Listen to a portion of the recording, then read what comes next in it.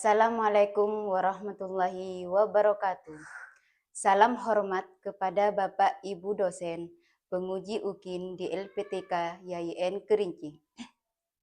Perkenalkan, nama saya Halimatus Syakdiah, guru mata pelajaran Akidah Akhlak di Sekolah MTS DDI Darul Muttaqin, Kecamatan Masalembu, Kabupaten Sumeneb, sekaligus mahasiswi PPG Daljab Angkatan keempat di tahun 2025 di LPTK YIN Kerinci. Pada hari ini, saya akan melaksanakan praktek uji kinerja atau UKIN dalam pembelajaran Akidah Akhlak di kelas 7 dengan materi sifat-sifat yang wajib bagi Allah. Berikut video UKIN saya. Selamat menyaksikan. Assalamualaikum warahmatullahi wabarakatuh. Assalamualaikum warahmatullahi wabarakatuh. Waalaikumsalam warahmatullahi wabarakatuh. Pagi semuanya. Pagi. Oke, terima kasih. Baik ya, sebelum pelajaran dimulai, maka silakan berdoa bersama-sama dipimpin oleh ketua kelasnya. Ayo, siapa? Ketua kelasnya silakan ke depan. Ya. Sebelum kita memulai pelajaran, marilah kita berdoa bersama-sama. Berdoa mulai.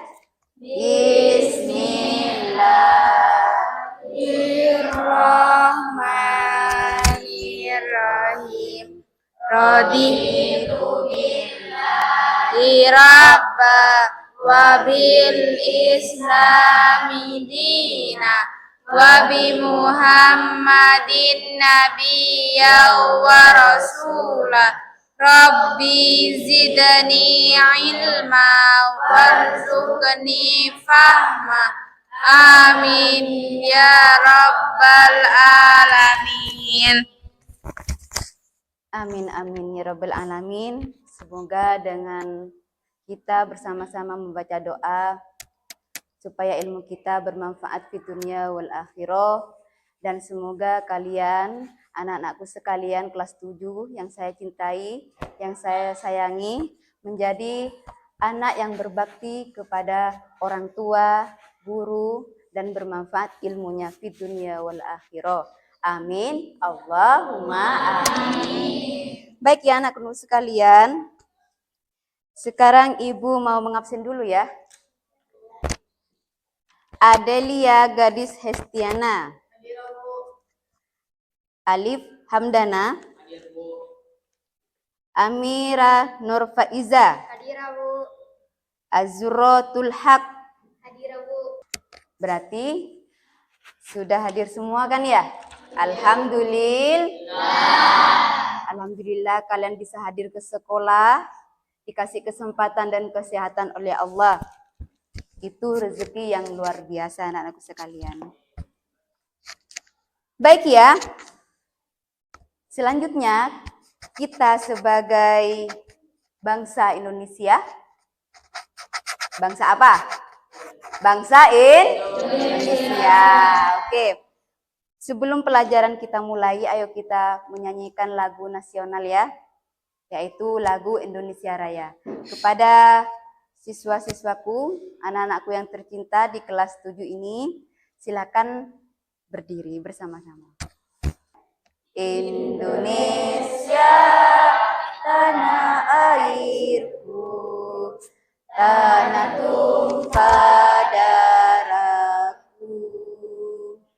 Di sanalah aku berdiri, jadi pandu ibuku. Indonesia, kebangsaanku, bangsa dan tanah airku. Marilah kita berseru, Indonesia Indonesia bersatu. Hiduplah Tanahku, hiduplah negeriku, bangsaku, rakyatku, semuanya. Bangunlah jiwanya, bangunlah badannya, untuk Indonesia Raya. Indonesia Merdeka, merdeka, tanahku, negeriku yang ku cinta. Indonesia Raya, merdeka, merdeka, hiduplah Indonesia Raya. Silakan duduk kembali. Nah, terima kasih anak-anakku sekalian sudah menyanyikan lagu nasional, yaitu lagu apa? Lagu Indonesia Raya. Oke. Selanjutnya ya, kita memasuki ke acara inti, yaitu materi. Di sini Ibu akan membahas tentang sifat-sifat yang wajib bagi Allah. Sifat-sifat yang wajib bagi Allah. Sifat-sifat yang wajib bagi Allah itu ada berapa? 20. Ada 20. Paham? Paham. Siapa yang nggak tahu? Tahu semua kan ya? Iya. Nah, memang kita harus dan wajib mengetahuinya. Sebagai umat muslim, maka kita itu harus mengetahui sifat-sifat Allah ya, yang wajib bagi Allah. Nah, terus sifat-sifat yang wajib bagi Allah itu kan ada 20. Jadi, ayo kita sebelum Ibu jelaskan di antara sifat-sifat Allah itu, maka bersama-sama kita menyebutkan dengan dilagukan. Paham? Yo, 1, 2, 3. Wujud ditambah kok muhalakatul hawadisi qiyamuhu binafsi Wadaniyat kudrati rodat ilmuna yang sama dasar kalam qadiran murida aliman hayan sabihan basiran mutakalliman. Oke, terima kasih. Tepuk tangan dulu biar semangat. Oke, terima kasih ya. Itu sifat-sifat yang wajib kita ketahui sebagai umat muslim. Ada 20 sifat-sifat Allah yang wajib diketahui. Baik, Ibu di sini akan menjelaskan di antara yang wajib kita ketahui ya. Sifat-sifat Allah yang wajib kita ketahui, Ibu akan jelaskan. Di antaranya wujud. Wujud artinya adanya Allah. Ya, wujud artinya apa? Adanya Allah. Adanya Allah yaitu keberadaannya yang pasti tidak bisa diragukan. Tidak diragukan lagi keberadaannya. Paham? Ya. Nah, terus bagaimana Bu supaya tidak meragukan atas adanya Allah? Ya kan ya? Nah, ada buktinya, yaitu dengan adanya alam. Ya, dengan adanya alam itu bukti keberadaan Allah. Kalau tidak ada yang menciptakan alam ini, tidak mungkin ada ya? Iya kan? Tidak mungkin ada. Alam ini kalau tidak diciptakan, tidak mungkin ada. Makhluknya ya, seperti manusia, kalau tidak diciptakan, tidak akan ada. Hewan, tumbuh-tumbuhan, kalau tidak diciptakan, tidak mungkin ada. Nah, itu tanda bukti keberadaan Allah. Bahwa itu Allah ada. Dan tidak bisa Diragukan lagi. Siapa yo yang meragukan? Tidak ada. Berarti Allah itu ada. Itu ya.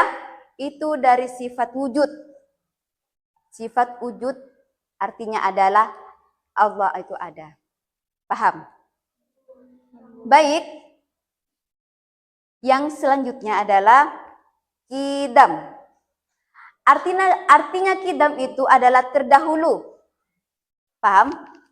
Terdahulu atau awal. Ayo, Bella. Kidam artinya apa barusan?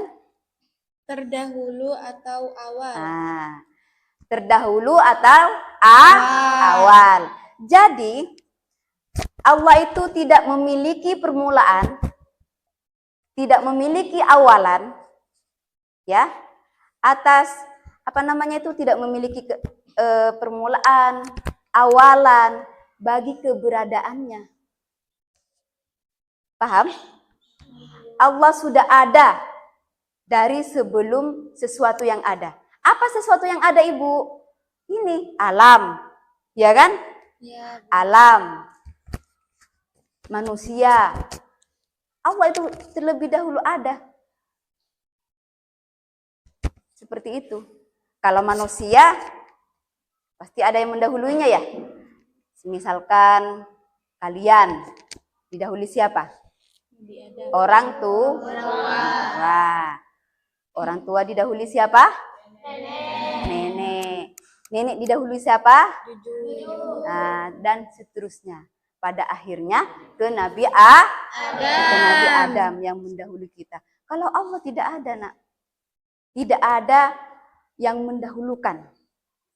Allah lah yang terdahulu dan Allah lah yang lebih awal. Bako itu artinya berarti sifat bako itu adalah kekal. Ya. Sifat bako itu adalah kekal atau abadi. Seperti itu.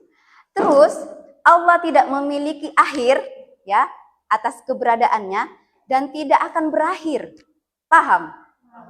Allah itu kekal. Tidak akan berakhir atau hancur. Tetapi kalau manusia atau ciptaannya seperti manusia, seperti dunia akan hancur ya. Betul? Nah, contoh lagi ya yang akan hancur ya. Manusia akan mati. Betul apa tidak? Betul. Terus hewan akan mati. Tumbuh-tumbuhan akan mati. Semuanya yang diciptakan Allah akan mati. Tetapi yang tidak akan berakhir, kekal selama-lamanya hanyalah Allah. Saya ulangi lagi biar semangat. Hanyalah Allah. Itu ya. Paham? Paham. Ayo, siapa yang nggak paham? Paham semua? Iya, Bu. Oke. Jadi ya, Allah kekal selama-lamanya. Abadi selama-lamanya, tidak mempunyai akhir. Ya. Kalau ciptaannya semuanya akan berakhir, akan mati, ya. Kalau Allah itu tidak, kekal dan abadi selama-lamanya. Baik, saya jelaskan yang selanjutnya adalah sifat Allah itu adalah mukhalafatul hawadis. Apa barusan? Mukhalafatul hawadis. Artinya berbeda dengan makhluk. Artinya apa?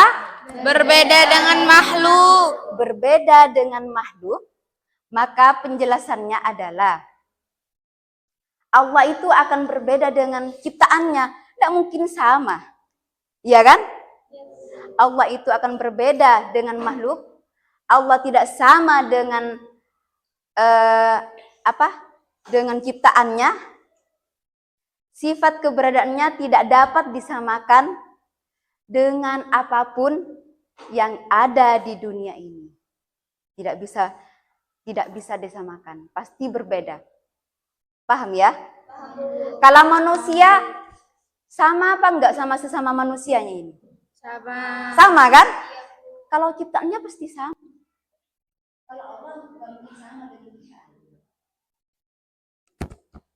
Contoh, kalau manusia, misalkan, ya, Izzat di sini di masa lembu, ya kan ya? Pasti ada yang mirip dengan Izzat di masa kambing, di mana-mana, atau di luar masa lembu. Betul? Betul. Itu ciptaannya. Ya, sama. Contoh lagi, binatang. Yuk, seperti kucing ya.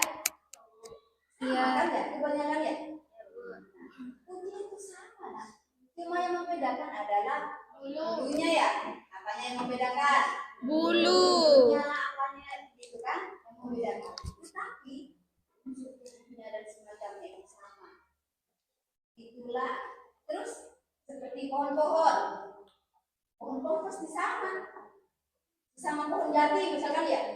Sama. Cuma yang bedanya ada bedanya sekali ya. Itu aja yang beda. Tetapi kalau Allah itu beda, ya. Allah itu berbeda dengan ciptaan. Tidak ada yang sama. Itulah sifat Allah yang mukhalafatu lil berbeda dengan. Baik, sebelum ibu lanjut, silakan kalian itu siapa yang tahu, ya, menyebutkan sifat-sifat yang bagi Allah yang dahulu dengan artinya. Ayo siapa? Ya, silakan. Dan diikuti dengan teman-temannya biar kelas ini semakin semangat. Selanjutnya ya, dijelaskan kembali lagi ke sifat-sifat Allah. Dijelaskan yang selanjutnya adalah yamu binafsihi. Ya. Yamu binafsi itu adalah berdiri sendiri. Jadi Allah itu dengan sifatnya yang yamu binafsihi, yang berdiri sendiri, tidak butuh siapapun, tidak butuh apa-apa, ya. Terus Allah itu berdiri sendiri, tidak bergantung pada siapapun, tidak bergantung dengan apapun, dan tidak memerlukan bantuan. Terus dukungan dari makhluk lain. Itu sifat Allah yang yamu binafsi. Terus berdiri sendiri, tidak butuh siapapun atau bergantung dengan siapa. Terus minta bantuan misalkan ke makhluknya, tidak. Kalau kita manusia, bagaimana? Itu apa? Itu bantuan, terutama pertolongan kepada Allah. Pertolongan kepada siapa? Kita. Allah. Kepada Allah. Kepada siapa lagi kalau kita tidak menggantungkan diri kepada Allah? Ya kan? Kita sebagai ciptaannya, kita harus minta pertolongan kepada Allah. Dan sesama manusia saling apa? Saling membantu. Saling membantu. Tidak bisa manusia hidup sendiri. Betul? Tidak usah manusia. Sedangkan saja hewan, saya melihat kucing, ya, kucing atau ayam itu masih minta bantuan, ya kan? Saling membantu, membutuhkan pertolongan, membutuhkan bantuan. Itu ciptaan Allah. Ya. Tapi kalau Allah tidak membutuhkan siapapun, tapi kita manusia yang butuh Allah. Siapa yang butuh Allah? Ayo, mungkin ada di sini, ada yang butuh Allah? Semuanya butuh kepada siapa? Allah. Kalau Allah tidak butuh ke siapapun, tidak memerlukan siapapun. Allah itu adalah berdiri sendiri. Baik, selanjutnya adalah wahdaniyah. Apa? Wahdaniyah. Wahdaniyah itu Allah itu berarti Esa. Esa itu adalah satu. Ya. Kalau apa namanya itu? Allah itu satu-satunya Tuhan yang wajib disembah. Ya, yang wajib ditaati. Terus yang wajib disembah, tidak ada sekutu yang apa namanya itu? Tidak ada tandingannya baginya. Tidak ada sekutu baginya. Allah itu satu. Itu di dalam agama Islam, ya, di dalam agama Islam itu hanya satu Tuhan kita, yaitu siapa? Allah. Ya. Kita tahu kalau di luar Islam mungkin lebih mungkin ya, kalau di luar Islam apa? Tapi di dalam agama kita, di dalam ajaran kita, itu Allah itu adalah satu. Esa maksudnya itu satu ya, yang pantas disembah oleh kita semua sebagai sebagai umat Islam. Kita semua ini hanyalah Allah yang pantas disembah. Siapa yang pantas disembah? Allah. Ya, betul. Ya. Nah, terus itulah Tuhan kita di agama Islam itu hanyalah Allah satu. Tidak lebih loh ya, hanya satu ya. Paham? Paham. Ini paham nak? Oke. Berapa yang harus disembah nak? Yang kita ikuti dalam Islam hanya satu. Siapa? Allah. Allahu Akbar. Allahu Akbar. Selanjutnya anak-anak sekalian adalah sifat subro. Ya. Sifat Allah itu salah satu sifat yang wajib kita ketahui adalah subro. Subro itu adalah maha kuasa. Maha apa? Maha kuasa atau berkuasa. Paham? Paham. Terus Allah itu memiliki kekuasaan yang mutlak dan tidak terbatas, ya. Terus dan tidak terbatas dari apa, Bu? Dari segala-galanya. Tidak ada batasannya ya. Paham ya, Des? Tidak ada batasannya ya. Nah, Allah itu tidak ada batasannya, Nak. Kekuasaan Allah itu maha mutlak, tidak terbatas. Tapi kalau manusia terbatas atau tidak? Terbatas. Terbatas dari apa? Terbatas dari pemikiran, ya kan? Terbatas. Iya, Bu. manusia. Pemikirannya terbatas, semuanya terbatas, pokoknya apa namanya ciptaannya Allah itu semuanya terbatas. Nah, hanya Allah yang tidak terbatas, ya. Hanya Allah yang maha kuasa, hanya Allah yang Puasa. Kita sebagai hamba Allah, sebagai manusia, jangan sok-sok jadi kuasa ya. Paham? Paham? Jangan sok-sok jadi kuasa. Karena apa? Kita sebagai manusia, sebagai hamba Allah, sebagai ciptaan Allah, kita tidak pantas ya sok-sok kuasa. Siapa yang lebih kuasa? Yang lebih kuasa itu adalah Allah. Paham ya, Nak, ya? Ingat kalian semua, ingat itu. Kita sebagai manusia ada batasannya. Jangan sampai sombong, jangan sampai sombong, ya. Kita hanya ciptaannya. Jangan sok-sok berkuasa, misalkan. Terus ini saya yang lebih berkuasa, misalkan ya. Karena saya ketua OSIS, karena saya pintar, karena saya bisa yang guru, karena saya dan saya dan saya. Jadi berkuasa itu tidak bagus, itu tidak baik sebagai kita umat muslim. Baik, selanjutnya adalah sifat Allah irodat. Ya, irodat itu adalah berkehendak.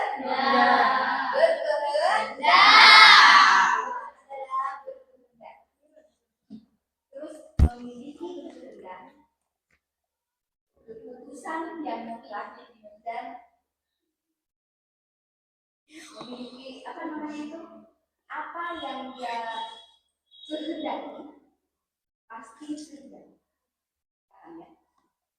Karena Allah itu maha berkehendak.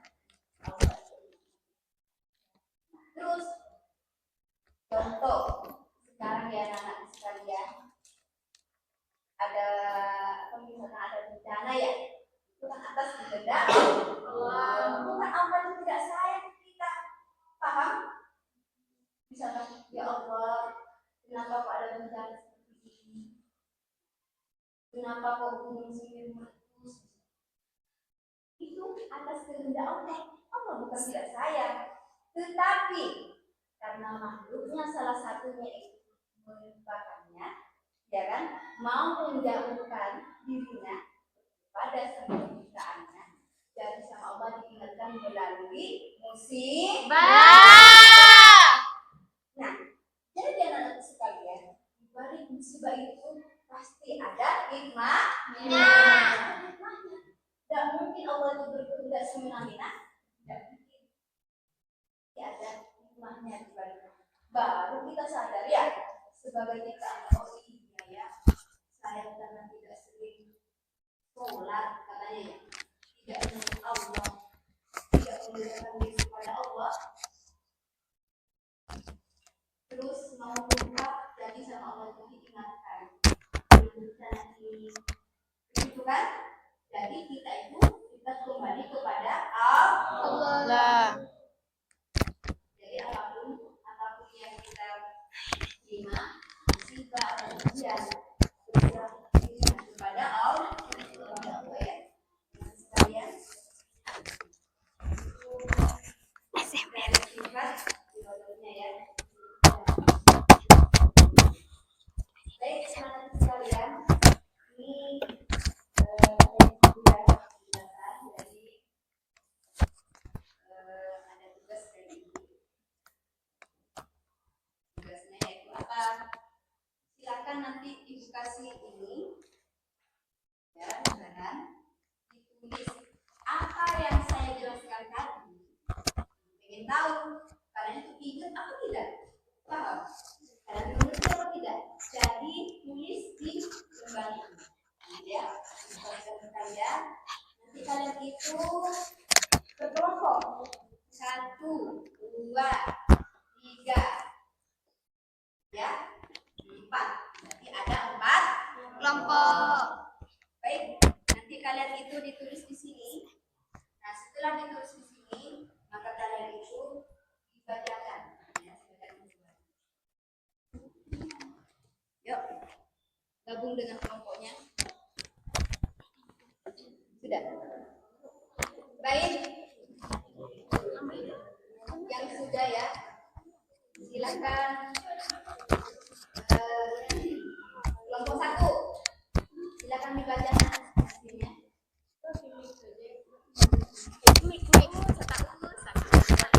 Wujud artinya adanya Allah, yaitu keberadaannya yang pasti, tidak diragukan lagi. Oke. Yang kelompok 2. Qidam artinya terdahulu, awal. Penjelasan Allah tidak memiliki permulaan, tidak ada awal bagi keberadaan Allah, sudah ada sebelum sesuatu ada.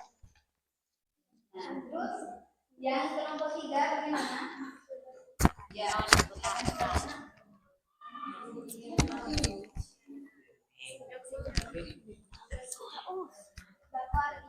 sifat Allah yang berarti kekal atau abadi. Penjelasannya Allah tidak memiliki akhir, keberadaannya tidak akan berakhir.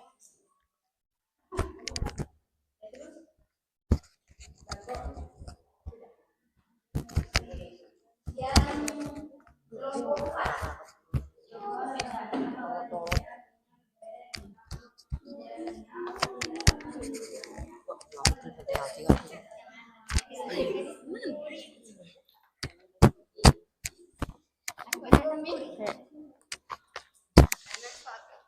Ini sudah.